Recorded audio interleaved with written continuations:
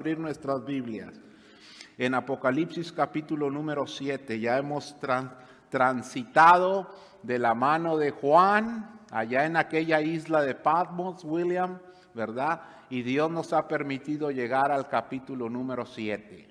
Y los himnos que cantamos en la mañana están justo apropiados para el tema. ¿Cuál fue la primera canción que cantamos? Amén, la primera. Cuán gloriosa será la mañana. Qué hermosa canción. Cuán gloriosa será la mañana cuando venga Jesús el Salvador. Amén. Dice, ¿qué dice Everardo? Ayúdame. Y la iglesia unida, esposa del Cordero, bienvenida daremos al Señor. Y luego dice, y no habrá necesidad de la luz, el resplandor, ni el sol dará su luz, ni tampoco su calor. Ahí llanto ya no habrá, ni tristeza, ni dolor. ¿Por qué? Entonces, Jesús el Rey de Gloria para siempre será el Consolador. Gloria a Dios. Y estaba yo pero bien alegre porque estaba diciendo yo estuve meditando en Apocalipsis 7 y ese es parte del mensaje central de Apocalipsis 7. ¿Y cuál fue la segunda canción que cantamos? La segunda canción. ¿Cuán gloriosa será la mañana? Esa fue la primera. ¿Y la segunda? Mansión gloriosa tengo yo en el cielo. Nunca entrará toda tristeza, cambiará en consuelo. Dulce canto, el dolor y afán, bellas mansiones allá en la gloria. Tendré la mía, el gozo sin par. Suenan las notas de la grata victoria. Pues con gozo a mi dulce hogar en este mundo predomina el llanto. Somos sujetos al dolor fatal, mas en el cielo cesará el quebranto y por los siglos nunca más habrá. Amén, amén, amén. Gloria a Dios. ¡Wow! No les quiero quitar el trabajo al grupo de alabanza. Amén, amén. Pero estaba... Y es el tema de hoy, mis hermanos. Es el tema de hoy, el tema de esperanza. Amén. Sí, la semana pasada terminó la narrativa, terminó el tema, la predicación muy fuerte. Llegué a la casa y me dijo mi esposa, oye, vi un poquito alterado en la predicación. Dice mi esposa, el tema era fuerte porque el tema de la semana pasada fue el gran día de la ira de Dios.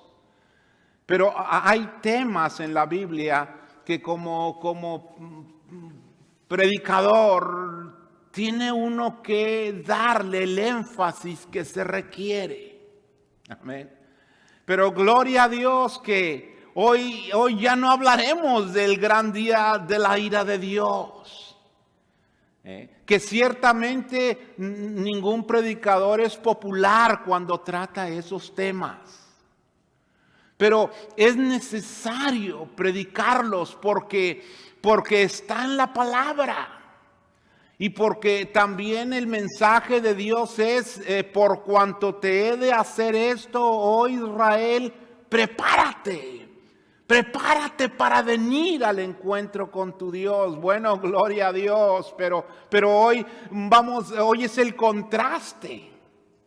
Porque veo en Apocalipsis que es un libro de contrastes.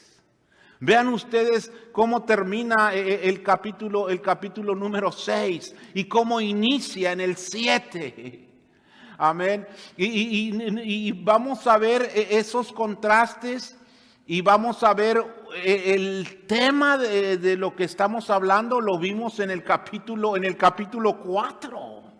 Amén. Cuando Juan ve a través de aquella puerta abierta en el cielo, el contraste. Sí, aquí en la tierra perseguidos por el imperio romano, ¿verdad? Pero cuando Dios le abre su agenda, cuando Dios abre su diario personal y le dice a Juan: mira Juan, ven y mira lo que tengo yo reservado para ustedes. Y ve un trono en el cielo, y amén, y alrededor del trono 24 ancianos y los 4 seres vivientes, y está todo el pueblo de Dios adorando a Dios, gloria a su nombre. En otras palabras, Dios le dice: Juan, Romanos 8:18 es real. Porque las aflicciones del tiempo presente, Juan, no son comparables con la gloria venidera. Y está el pueblo de Dios alabando a Dios en la gloria. ¿Quién dice amén? Sí. Y luego en el capítulo 5 se vuelve a repetir la escena con un poco más de detalles. Ahora ven Juan al pueblo de Dios, los 24 ancianos, el pueblo de Dios en el Antiguo y el Nuevo Testamento, representado por 12 apóstoles en el Antiguo, 12 patriarcas en el Antiguo Testamento y 12 apóstoles en el Nuevo, 24 ancianos, el pueblo de Dios y los 4 seres vivientes. Conforme a Ezequiel 10:20, querubines, el más alto rango de angelical en el cielo. Todos los ángeles, millones y millones, arcángeles, querubines, el pueblo de Dios, adorando a Dios. El capítulo 5, bendito sea Señor, porque Él es el que merece toda adoración. Y luego en el capítulo 6, pues vimos el juicio, ¿sí? Con los sellos, ¿verdad? Sí, y terminó hablando de que el gran día de la ira de Dios viene. Bueno, pero ahora en el capítulo 7 nos vuelve a hablar de la hermosura que va a ser de esas mansiones gloriosas que hay allá en el cielo. Porque dijo Jesús: no se turbe vuestro corazón, creéis en Dios, creed también en mí. En la casa de mi Padre muchas moradas hay. Si así no fuera, yo os lo hubiera dicho. Pero voy a preparar un lugar para ustedes, para que donde yo esté, ustedes también estén. Gloria a Dios. Bendito sea Señor. Y entonces encontramos aquí en esta porción de la palabra de Dios, mis hermanos, en este capítulo, encontramos nosotros dos audiencias. Del verso 1 al verso número 8, encontramos nosotros que se habla de 144,000. Amén. Y bueno, en realidad yo te quiero decir en esta mañana que si seguimos nosotros las reglas elementales de una disciplina llamada hermenéutica, ¿verdad? Es decir, aquellas reglas que debemos seguir para una correcta interpretación de la Biblia, nos vamos a dar cuenta que 144,000 no es un número literal, sino que es un número simbólico. Amén. Porque allá en Apocalipsis capítulo 14 del verso 1 al verso 5 se vuelve a mencionar los 144,000. Y se menciona ahí que estos 144,000 son varones vírgenes que no se contaminaron con mujeres, jamás tuvieron una relación sexual con una mujer. Habla de los 144,000. Y sabemos que ese lenguaje es un lenguaje simbólico, que quiere decir que vivieron en santidad. Amén. No necesariamente tomarlo literal, sino simbólico. ¿Sí me explico lo que quiero decir? De otra manera, entonces los salvos serían solamente varones vírgenes que jamás tuvieron una relación sexual. Y sabemos que no es así, porque sería un Dios injusto que nomás los varones vírgenes se salvaran. ¿Y qué va a ser de nosotros que ya estamos casados por 30, 40 años, con 8 hijos y con wow? No, Dios, no hay diferencia ante Dios, porque no hay hombre y no hay mujer, sino que todos somos uno en Cristo. Si me explico lo que quiero decir, al punto que voy es que las descripciones que se hacen de los 144,000 son simbólicas. Entonces el número ha de tomarse simbólico conforme a esa regla de hermenéutica. Gloria a Dios, no hay por qué confundirnos. Apocalipsis es un libro escrito, ¿verdad? Lógicamente, literatura apocalíptica, ¿verdad? Escatológica, que es una literatura llena de lenguaje figurado, con símiles, metáforas, hipérboles, personificaciones que ya hemos estudiado. Amén. No nos debemos confundir.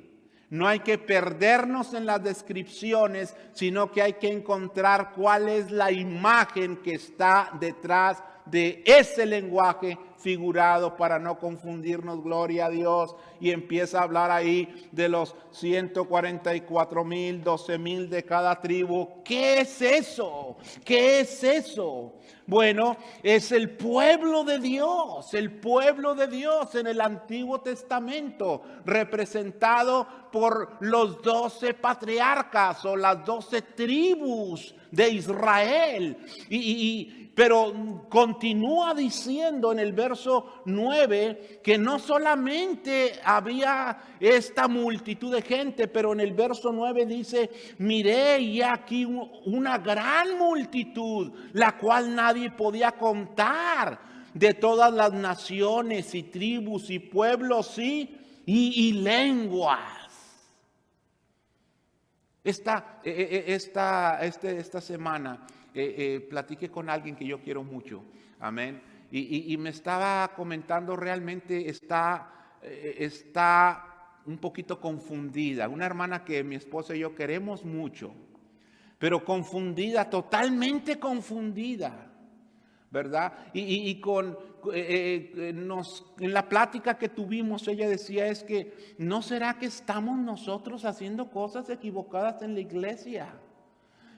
¿Por qué? Dice, es que le llamamos a Dios, le llamamos Dios y le llamamos Jehová y Señor y le llamamos nosotros Padre Nuestro y tal vez por eso no escucha las oraciones, porque no le estamos hablando a Él con el nombre original con que los hebreos le hablaban, me dijo. Yo estaba muy triste cuando ella me estaba diciendo eso. Porque dije yo, tanto que te he enseñado, una ovejita, tanto que me he sacrificado, mi esposa y yo, enseñándote el Antiguo Testamento, enseñándote el Nuevo, enseñándote aquí, enseñando todo lo que es la Escritura, y luego estás confundida con eso. Dice, es que debemos hablarle a Dios en el idioma en que los judíos le hablaron en hebreo. Yo no sé hebreo. Hablo español y apenas estoy hablando inglés y ni sé hablarlo bien. Amén. Pero lo que yo le decía es que nuestro Dios es un Dios omnisciente, todopoderoso. Tú y yo tenemos problemas con el idioma. Tenemos problemas con el idioma, pero nuestro Dios no tiene problemas con el idioma. Si nosotros le oramos en español o en inglés o inclusive en dialectos náhuatl, allá en México, de los antiguos indios mayas y aztecas, Dios sabe que sus hijos le están implorando, no en un idioma extraño, porque imagínate uno de mis hermanos mexicanos náhuatl, que le estén pidiendo a Dios en náhuatl y que les vayas y le digas, es que Dios no va a escuchar tu oración. porque le estás hablando en náhuatl. Tienes que ir a Israel, allá a aprender el hebreo de los antiguos judíos para que Él te pueda oír. No, la palabra de Dios dice en Jeremías 33:3, clama a mí y yo te responderé. ¿En qué idioma, Señor? En el idioma que quieras, hijo mío. Pero háblame del corazón. Y dice, yo estaré atento a tus súplicas y a tu necesidad. Sí, para Dios no es un problema los idiomas. Y parte de ellos es que en esta gran multitud que está viendo Juan, dice que había gente de todas las naciones y tribus y pueblos y lenguas. Sí, porque no solamente los que hablan un idioma entrarán en el reino de los cielos, no, de todas las naciones están en esas mansiones gloriosas de las cuales cantamos. Y estaban delante del trono, en la presencia del Cordero, vestidos de ropas blancas y con palmas en sus manos. Gloria a Dios. Siguen los simbolismos, esa multitud vestidas de ropas blancas. ¿Qué es eso? Es santidad. Hebreos capítulo 12, verso 14 dice, buscad la paz con todos y la santidad, sin la cual nadie verá al Señor. Y luego con palmas en sus manos están en una celebración. ¿Ven los contrastes? En el capítulo número 6, el sexto sello, en el gran día de la ira de Dios, terminó diciendo que esta gente, dice, los reyes de la tierra y los grandes y los ricos, capitanes poderosos, siervos libres, se escondieron en las cuevas y entre las peñas de los montes y decían a los montes y a las peñas, caed sobre nosotros. Caer sobre nosotros, dice, y escondernos del rostro del que está sentado en el trono, dice, y de la ira del Cordero, porque el gran día de su ira ha llegado. ¿Y quién podrá sostenerse en pie? Ay, ya hasta cambié la voz, ¿verdad? No, estamos, sí, y en el capítulo número 9, verso 10, vean los contrastes. Y en aquellos días los hombres buscarán la muerte, pero no la hallarán. Y ansiarán morir, pero la muerte huirá de ellos. Vean cómo termina capítulo 6. Es un gran contraste. Pero ahora en la gloria hay una gran celebración. En la presencia del Señor, aquella multitud de millones y millones, vestidos de ropas blancas y con palmas en la mano, celebrando, y clamaban a gran voz diciendo, verso 10, la salvación pertenece a nuestro Dios, que está sentado en el trono, y todos los ángeles estaban en pie alrededor del trono, y los ancianos, que son 24, el pueblo de Dios, los 4 seres vivientes, ángeles, arcángeles, querubines, ¿qué hicieron? Dice, se postraron sobre sus rostros, dice, y adoraron, gloria al Señor. Sí, pero algo importante en este capítulo, mis hermanos y amigos, que del verso 1 al verso 8 se encuentra 16 veces la palabra sellados o la palabra sello. 16 veces se encuentra en tan solo los primeros 8 versos del capítulo 7. Como que si el escritor nos quiere decir algo con tanta repetición de sellados, dice en el capítulo 7, verso 2, dice, vi también a otro ángel que subía de donde sale el sol y tenía el sello del Dios vivo. Y luego encontramos nosotros ahí en la palabra de Dios que dice, no hagáis daño a la tierra, ni al mar, ni a los árboles, hasta que hayamos sellado en sus frentes a los siervos de nuestro Dios. Y luego del verso 5 al verso 8, sellados, verso 5, de la tribu de Judá, y más sellados y sellados, 12,000 de cada tribu, todos fueron sellados. 16 veces la palabra sellado en solamente 8 versos. ¿Qué es lo que Dios está tratando de decirnos a través de esa repetición de esa palabra sellados? Bueno, lo que yo te puedo decir es que en la Biblia se habla de ese concepto de ser sellados. Allá en Génesis capítulo 4, verso 15, cuando Caín mató a Abel, ustedes recuerdan que Dios se enfrentó a Caín así brevemente. Caín le dice a Dios: Señor, protégeme, porque a donde quiera que yo vaya me van a encontrar y me van a matar. Génesis 4:15. Y Dios en su misericordia, a pesar de aquel terrible error que Caín había cometido, o terrible pecado, Dios se mueve a misericordia y marca a Caín, para que de esa manera, cuando alguien lo encontrara, no lo matara.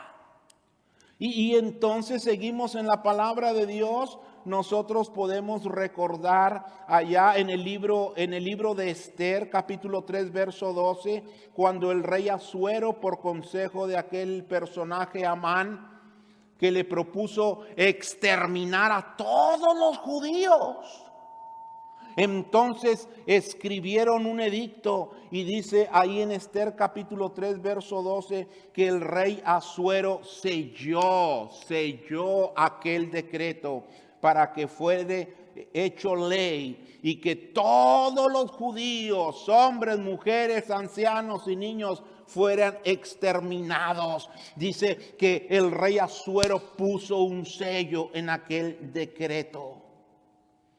Pero también nosotros podemos recordar allá en Ezequiel capítulo 9 del verso 1 al 4. Nosotros podemos allá recordar que cuando Dios está haciendo juicio contra Judá y contra Israel, Dios le manda, Dios profetiza ahí que sí, que va a venir la justicia de Dios, el instrumento para destruir a Israel. Pero vean ustedes lo que dice el verso 4.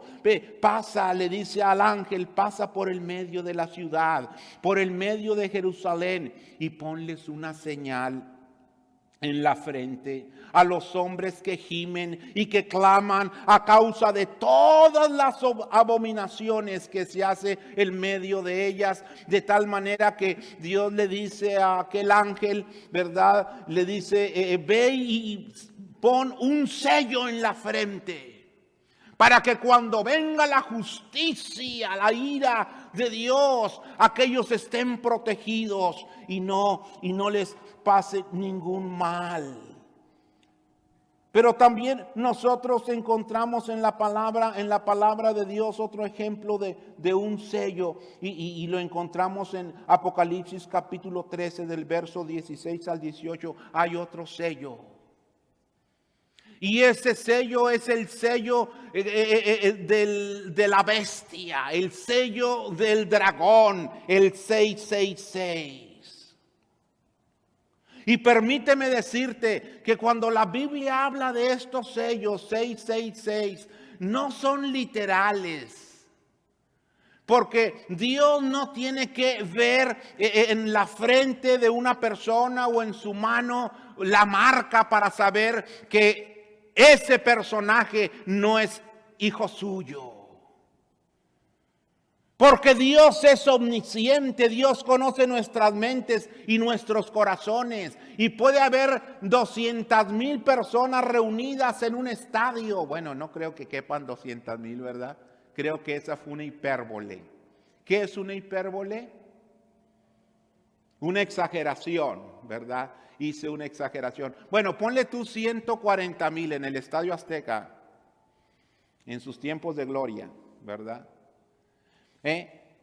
Dios no necesita ir, a ver, enséñame tu frente, ¿tienes 666 o tienes el sello de Dios en tu frente para conocerte? Dios no tiene que andar viendo un sello, no. Él es omnisciente y Él conoce a los que son suyos. Él en su omnisciencia dice: este es hijo mío, este no, este sí, este no. Porque para Dios no hay nada oculto. ¿Sí entienden lo que quiero decir? Dios no necesita andar leyendo una marca o ponerte una maquinita así como un escáner. Clink, clink, clink. Ah, sí, tú eres mío. Ay, es que ni te conocí, hombre. ¿Te cortaste el cabello o qué? Digo, no, pues, o te pusiste más llenito porque no te conocía. Dios no se confunde. El lenguaje es figurado. Cuando dice Apocalipsis 13, 6 al 18, de la marca de la bestia, del 666, cuando menciona eso, es que así como los hijos de Dios han sido sellados y que Dios conoce a los que son suyos. Ese es el significado de la marca. Amén.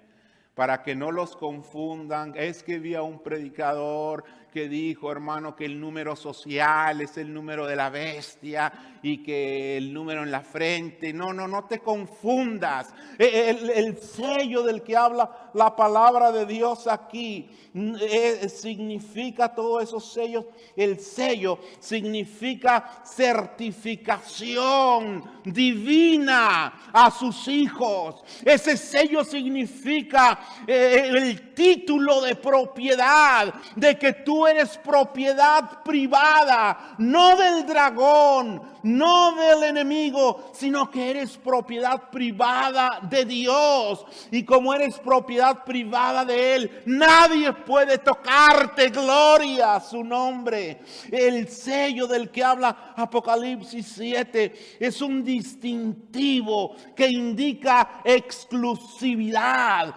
Tú eres exclusivamente exclusivo de Dios. Gloria a su nombre. Indica título de propiedad, indica una autoridad superior que está legitimando lo que es suyo a través de ese sello espiritual que es una identificación personal. ¿Ya entendimos?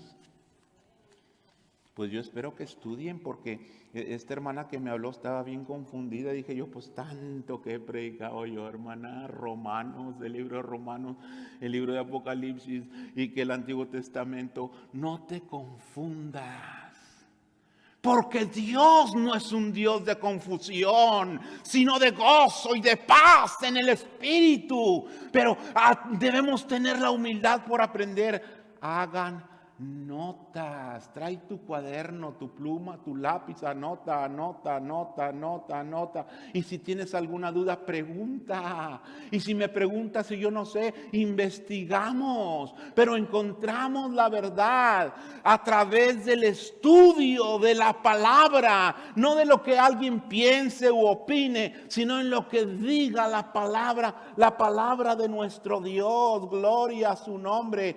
Ese sello, mis hermanos, ese sello lo encontramos nosotros mencionado en 2 de Timoteo capítulo 2 verso 19, donde dice: pero el fundamento de Dios está firme. Teniendo este sello, conoce el Señor a los que son suyos. Y apártese de iniquidad todo aquel que invoca el nombre del Señor. Segunda de Corintios capítulo 1 verso 21 al 22 dice: y el que nos confirma con vosotros en Cristo, y el que nos ungió, el que nos marcó, el que nos selló, el que nos escogió es Dios. Dije Dios. Sí.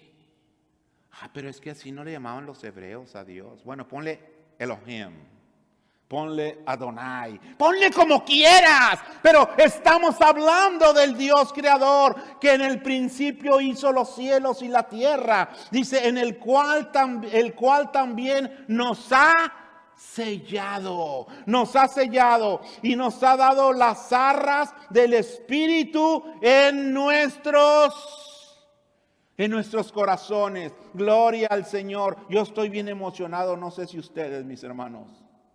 Ese sello Dios ha sellado a sus hijos. Ese sello nos garantiza, como dice Juan 10, 27 y 28, mis ovejas oyen mi voz y yo las conozco.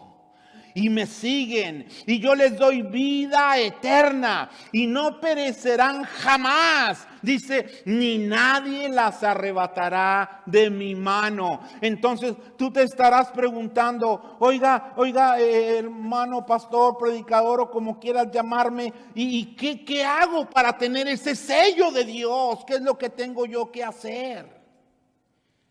Bueno, fíjate tú, allá en la carta del apóstol Pablo a los Efesios, si son tan amables, si ustedes van conmigo, vamos a encontrar ahí, pues, qué es lo que tenemos que hacer para tener ese sello de Dios, porque es urgente tener ese sello de Dios. Y alguien me preguntará, ¿y por qué es tan urgente tener ese sello de Dios? Pues es extremadamente urgente porque ese sello nos va a proteger en el día de la ira de Dios. Apocalipsis capítulo 9, verso 4 al 6. Oiga, pero ¿por qué es tan importante que yo tenga ese sello de Dios? ¿Por qué es tan importante? Porque es para nuestra seguridad hasta el día de la redención de la posesión adquirida. Efesios capítulo 1, versos 13 y 14. Pero ¿por qué es tan importante? Porque conforme a Romanos 8, 6 al 11, el sello del Espíritu Santo indica que tú eres propiedad de Cristo Jesús. Si no tienes ese sello, tú no puedes mostrar que eres propiedad de Cristo. Y si no eres propiedad de Cristo, pues las cosas están mal, ¿verdad? Tenemos que tener ese sello de Dios. Pero ¿por qué otra razón? Porque conforme a Romanos 8:14, el sello del Espíritu Santo en nosotros indica que somos hijos de Dios y que podemos nosotros referirnos a Él como Abba, Padre. Pero entonces, oiga, ¿no estaba diciendo usted qué tengo que yo hacer para tener la seguridad de que he sido sellado? Pues vayamos a Efesios capítulo número 1. En Efesios capítulo número 1 dice la palabra de Dios, versos 13 y 14, dice, en Él. O sea, en Cristo Jesús, dice, habiendo oído la palabra de verdad, el evangelio de vuestra salvación, y habiendo creído, ya van dos cosas. ¿Cuál fue el primer paso para ser sellados? Habiendo oído, hay que oír primero. ¿Qué es lo que hay que oír? ¿Qué es lo que hay que oír? La palabra de verdad, la palabra de Dios es lo primero que tenemos que hacer. Romanos 10, 17, porque la fe viene por el oír. Hebreos 4, 12, porque la palabra de Dios es viva y es eficaz y es más cortante que toda espada de dos filos, porque penetra hasta partir el alma, las coyunturas y los tuétanos, y discierne los pensamientos y las intenciones del corazón. Segunda de Timoteo 3:16, porque la escritura es inspirada por Dios y es útil para instruir, para corregir, para redarguir en justicia, a fin de que el hombre de Dios esté enteramente preparado para toda buena obra. Gloria al Señor. Salmo 119, ¿por qué tenemos que oír la palabra de vida, la palabra de verdad? Porque lámpara es a mis pies tu palabra y lumbrera a mi camino. Salmos capítulo número 6. ¿Por qué tenemos que oír la palabra del proverbio? ¿Por qué tenemos que oír? Porque la ley de Jehová es perfecta, que convierte el alma. La ley de Jehová es pura, que alumbra los ojos. Deseables son la palabra de vida. Deseables son más que el oro y más que mucho oro afinado, y dulces más que miel, la que destila del panal. Entonces tenemos nosotros que primeramente, para ser sellados, tenemos que oír la palabra de verdad, el evangelio de nuestra salvación. ¿Y qué es el evangelio?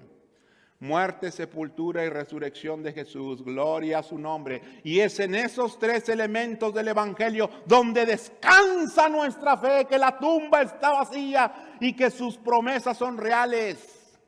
Yo soy el camino, la verdad y la vida, y nadie viene al Padre si no es a través de mí. Gloria a su nombre.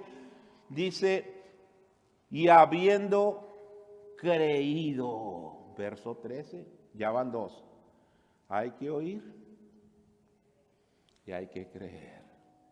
Porque dice la palabra de Dios que el que cree en el Hijo tiene vida eterna. Pero el que es incrédulo al Hijo no verá la vida, sino que la ira de Dios está sobre él.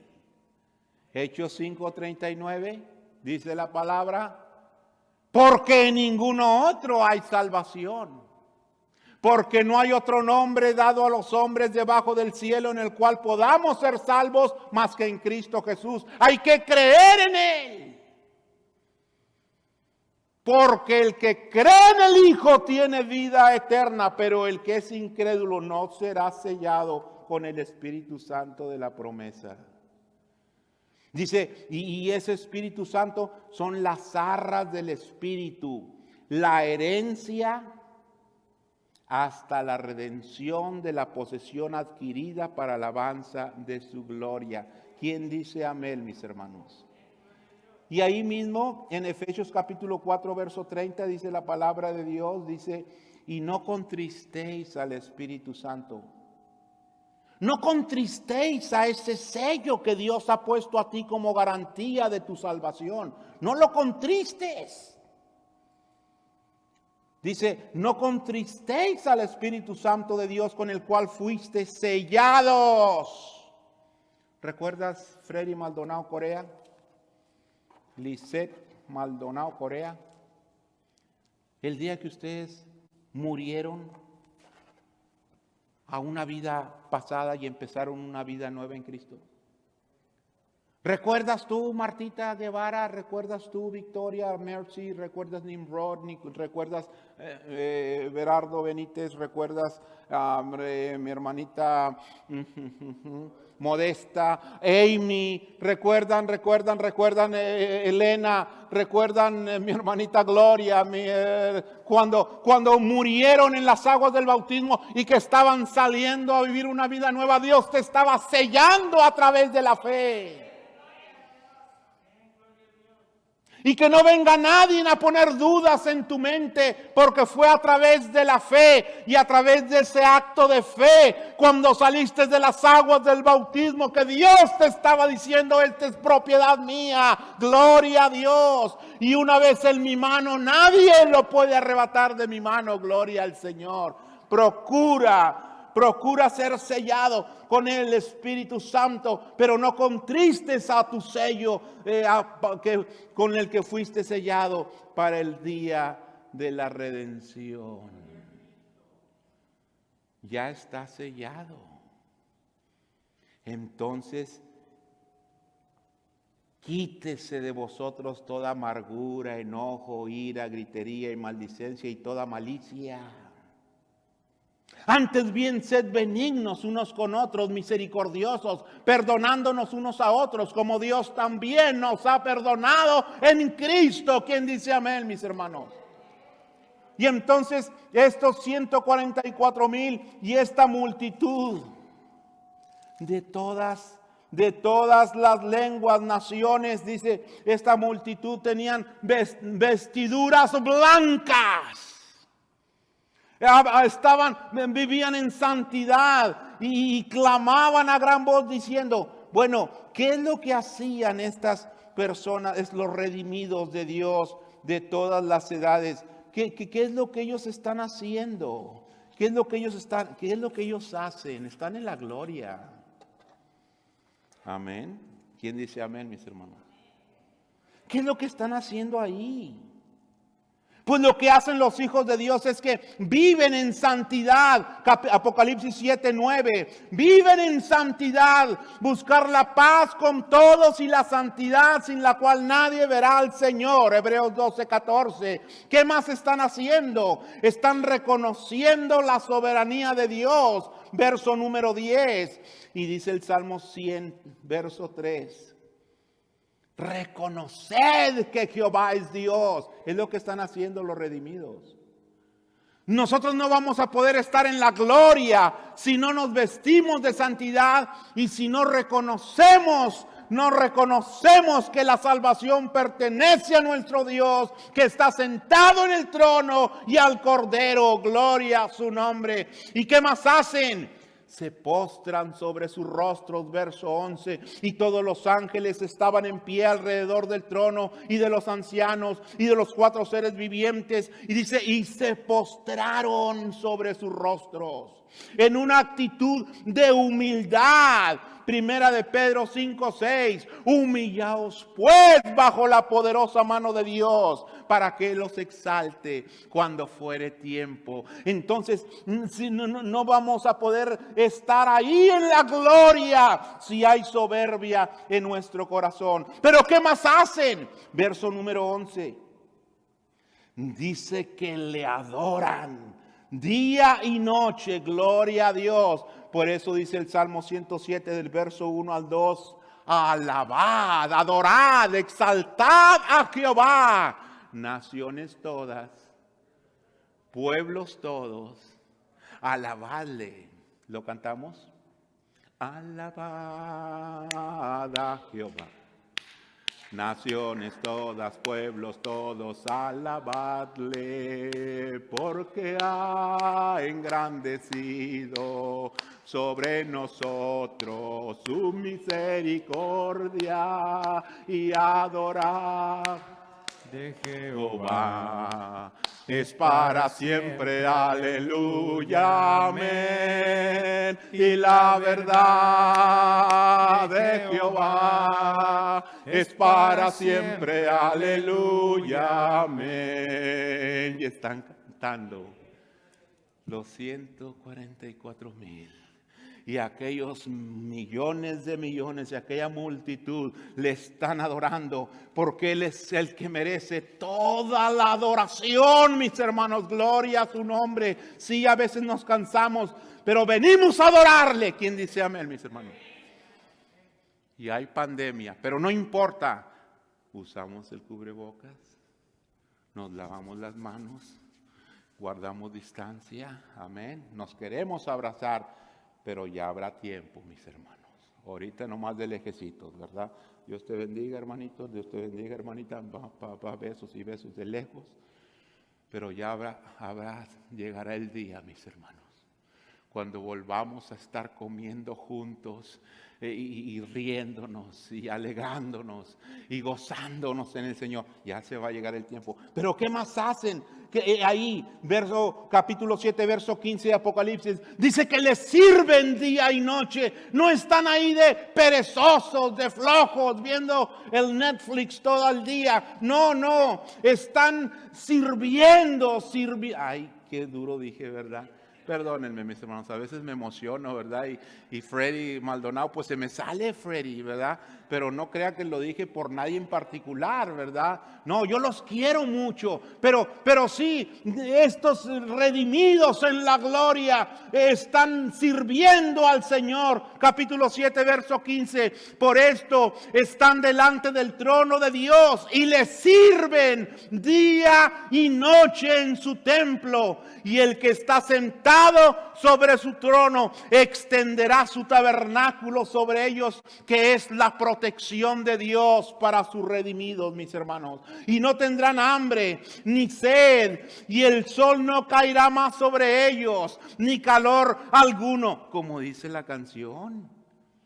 Esa canción estaba basada en esta parte de la Escritura, y es que alguien decía: ¿Y dónde está la base bíblica de tantos cantos que hacen ustedes? Pues aquí está, en esas, dice que no, en la gloria ya no habrá hambre, ni sed, ni sol caerá más sobre ellos, ni calor, porque el Cordero que está en el medio del trono los pastoreará y los guiará por fuentes de agua viva. Dice, y Dios enjugará toda lágrima de los ojos de ellos. Y esas palabras se van a repetir en capítulo 21 de Apocalipsis, verso 4, donde dice, vi un cielo nuevo y una tierra nueva. Amén. No es literal, estamos en Apocalipsis. Vi un cielo nuevo y una tierra nueva. Porque el primer cielo y la primer tierra pasaron y el mar ya no existía más. Y yo, Juan, vi la santa ciudad. Le llama cielo nuevo, tierra nueva, y ahora le llama la santa ciudad. A eso se le llama metáforas. Está cambiando, comparando una cosa con otra. A la gloria, al cielo, le llama el cielo nuevo, tierra nueva, le llama la santa ciudad. ¿Por qué le llama así? Porque tú y yo conocemos esos términos. Sabemos lo que es una ciudad, sabemos lo que es el planeta Tierra y cómo en él podemos vivir. Dice, y la nueva Jerusalén, sigue con el lenguaje figurado, utiliza cielo nuevo, tierra nueva, santa ciudad, nueva Jerusalén, para referirse a la gloria. Cuando Cristo dijo, en la casa de mi Padre muchas moradas hay. Si así no fuera, yo os lo hubiera dicho. Pero voy a preparar un lugar para ustedes, para que donde yo esté, ustedes también estén. Gloria a Dios. Es la palabra de Pablo en Filipenses 3:20. Porque nuestra ciudadanía está ¿dónde? En los cielos, donde también esperamos a nuestro Señor, al Salvador Jesús. Gloria a su nombre. Y sigue diciendo, dice, la vi a la nueva Jerusalén descender del cielo de Dios, dispuesta como una esposa ataviada para su marido. Otra metáfora. Está hablando de la ciudad hermosa, la nueva Jerusalén, como una esposa ataviada para su marido. Eso es la iglesia. ¿Quién dice amén, mis hermanos? Sí, dice, vi a la nueva Jerusalén descender del cielo de Dios, dispuesta como una esposa ataviada para su marido, y oí una gran voz del cielo que decía, he aquí el tabernáculo de Dios con los hombres, y Él morará con ellos, y ellos serán su pueblo, y Dios mismo estará con ellos. Eso es protección. Dice, verso 4. Enjugará Dios toda lágrima de los ojos de ellos. Y ya no habrá muerte, ni más llanto, ni hospitales, ni cementerios, ni intensive care units, ni medicinas, ni sillas de rueda, ni tanques de oxígeno, ni quirófanos, ni enfermeras, ni doctores, ni carrozas. No habrá más de eso, absolutamente nada. Dice, ni clamor, ni dolor, porque las primeras cosas pasaron. Gloria a su nombre. Y el que estaba sentado en el trono dijo, he aquí yo hago nuevas todas las cosas. Gloria al Señor, bendito seas mi Dios. Y entonces está el pueblo de Dios cantando y alabando al Señor. Esa es la gloria, mansión gloriosa tengo yo en el cielo. Pero la pregunta con la que termino es, ¿ya tienes el sello de Dios? Sí, porque dice ahí la palabra del Señor, dice capítulo 7, verso número 3, ya estoy acabando, no se me desesperen. Dice, no hagan ningún daño ni en la tierra, ni en el mar, ni en los árboles, hasta que hayamos sellado en sus frentes a los siervos de nuestro Dios. Yo me pregunto, ¿ya tienes ese sello? ¿Ya tienes ese sello? Sí, ya lo tienes. Y si no lo tienes, ¿por qué no hoy? ¿Pero cómo lo puedo tener? Efesios 1, 13 y 14. Hay que oír la palabra de verdad y hay que creer en Cristo, el Hijo de Dios.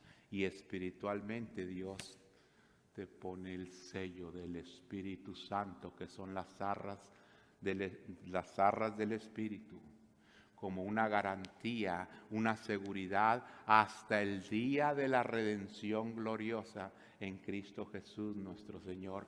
¡Qué hermoso mensaje nos da Dios en su palabra! Señor, séllame en este día, mi Dios. Quiero ser de tu propiedad, mi Dios, para que cuando venga aquel día poder estar ante ti, Señor, y escuchar de ti. Venid, buen siervo fiel, que en lo poco fuiste fiel y en lo mucho te pondré. Entra en el gozo de tu Señor. Y va a haber muchas sorpresas en ese día. Pero ya hablaremos después de las sorpresas, ¿verdad? Ya el tiempo se acabó. Vamos a cantar una alabanza. Amén. Y si hay alguien que quisiera entregar su vida al Señor, pues nada más nos lo hace saber. Que Dios les bendiga y gracias por su atención.